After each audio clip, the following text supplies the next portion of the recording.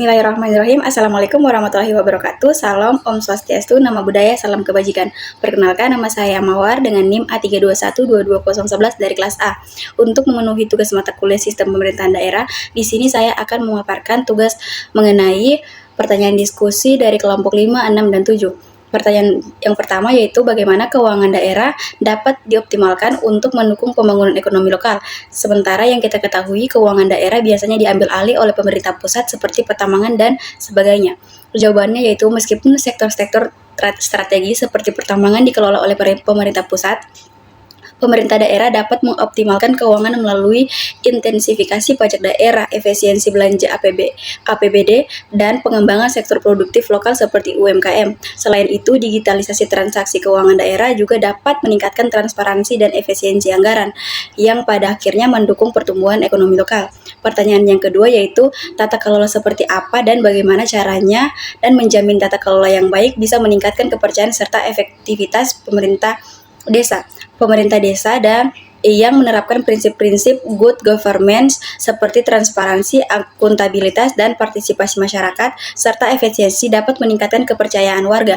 Langkah-langkah seperti pelaporan keuangan yang terbuka, musyawarah desa, dan penggunaan teknologi informasi dalam administrasi desa dapat memperkuat efektivitas pelayanan publik dan mendorong pembangunan yang berkelanjutan.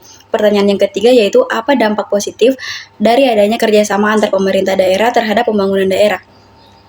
Jawabannya yaitu kerjasama antar pemerintah daerah dapat mempercepat pencapaian target pembangunan, mengatasi tantangan bersama seperti bencana alam dan pengelolaan sumber daya alam, serta meningkatkan efisiensi dalam penyediaan infrastruktur dan fasilitas publik.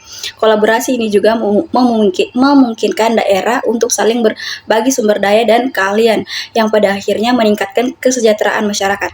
Pertanyaan yang keempat yaitu dalam kerjasama pemerintah daerah, apabila terjadi perselisihan atau konflik, bagaimana mekanisme penyelesaian perselisihan yang paling efektif diterapkan dalam perjanjian kerjasama daerah tersebut agar tidak menghambat pembangunan bersama.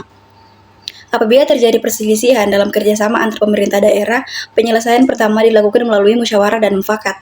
Jika tidak tercapai kesepakatan, dapat difasilitasi oleh gubernur atau menteri dalam negeri. Sebagai langkah preventif, seperti untuk mencantumkan klausul penyelesaian perselisihan dalam perjanjian kerjasama yang mengatur mekanisme penyelesaian seperti mediasi atau arbitrase. Dan pertanyaan terakhir yaitu, apa perbedaan antara desa dan kelurahan terkait pengelolaan daerah dalam hal pembangunan daerah?